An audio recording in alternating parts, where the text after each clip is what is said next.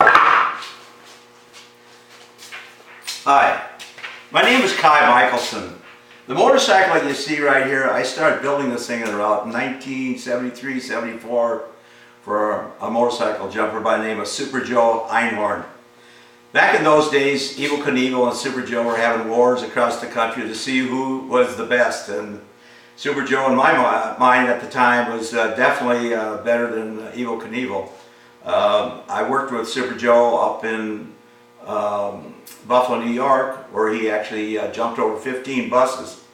His career was going pretty good until right after that jump. He was traveling across the country, and a track gave him a call out of Chicago and said, "Hey Super, can you stop by here?" Well, as it turned out, he had jumped there before a couple of times and he had missed both times. So being Super Joe, the guy that he was, he wanted to make sure that he could go back there and give the crowd a good show and make a successful jump. Well, it was not successful, and he ended up hitting his head. Terrible crash that he had there, and Super Joe went into a coma for a number of days or weeks, and his injuries have continued to haunt him to this day. Mentally, it messed him up a little bit, let's just say. But Super Joe was one of the coolest guys that I ever met in my life, and while I was with him, I had a lot of really great times with Super Joe. Anyways, this motorcycle here that's sitting by me here, I started building this thing, which I mentioned back in the 70s for Super Joe, and our plans were to jump over Niagara Falls.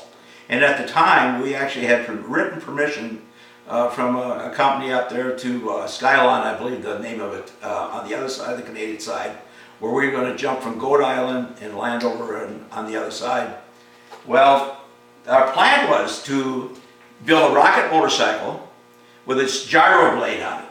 And this gyro blade, this is a smaller version of actually the one that was going to have on there was going to be like 18 feet across. And the object is to go off a ramp and with the rocket pushing, with the blade turning, and when this blade turns 360 RPM, it will pick up 600 pounds. So anyways, we're going to go off a ramp, pull back on the collective, and this thing would start flying. It would get us forward motion from the rocket itself. And on the other side of the jump, our idea was to, through pyro, we're going to blow the blade off. Well, who knows if it would have been successful or not. But anyways, after Super Joe got hurt, I just put this bike in the back room and just forgot about it. And about a year ago, my son, Buddy Michaelson, dragged it out, and I'm sitting there on this chair looking at this thing, and I go, boy, that was one of the craziest ideas I've ever had. But as I look at this thing, I got to thinking about it. Well, maybe it's not so crazy after all. Because I remember way back then, we had actually taken a gyro blade and we fastened it to a chair with wheels on it. And Super Joe and I were on it, and we got pulled by a station wagon. As we're getting pulled about 25 miles an hour, I pulled back on the collective, and lo and behold, all of a sudden, we're flying. Now, mind you, I've never flown anything like that in my life, so I was really anxious to get the thing back on the ground. All you had to do is slow down, and boom, boom, boom. Here we were under control again. So the concept is there of having a flying motorcycle. And when I put this away, the only thing was that the rocket motor was on, it was a bare frame, and the tanks, and none of the mechanical things were done. And so anyways, I started building things. I started with a nose cone up here, which came off an airplane, and I modified that, put a speedometer in, custom built handlebars, and fabricated the tank, the seat, the suspension. We put these little canards on basically for looks at this point, because we're never going to fly this particular bike. Although my goal is to, this summer as a matter of fact, to get this bike running. I'm going to be taking it apart. That's why I'm talking about it right now, because I'm going to be taking this apart and getting everything chromed and polished and the frame repainted and things like that. Then I'm going to put it together, and I'm going to make a couple of runs with this. So I'm looking forward to doing that, and then after that I'm going to put it in my museum. But as you can see, the bike itself, it's basically all aluminum tanks. We found some custom wheels, by the way, that we actually got for $25 a piece from a guy at a swap meet.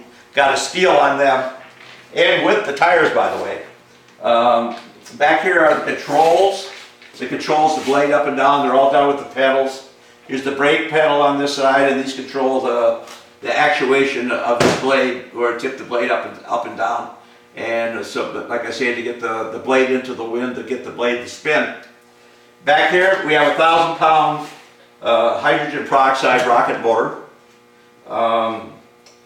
And a very large tank. And that tank was made to get a long run, a long, slow run at this ramp, because we had to go quite a bit of distance before we even got to the ramp. And it's not about speed.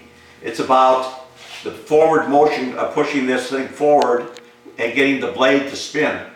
So, I custom made the seat, put suspension in it, got all the controls done for it, and all the gauges, to control that. We have an emergency shut-off here, back here, in case the valve should stick open or some way I can air actuate a valve to shut that off. But it's coming along really good. Now it's time to take it apart, and I'll do a video after we get this thing all totally rebuilt and restored. One thing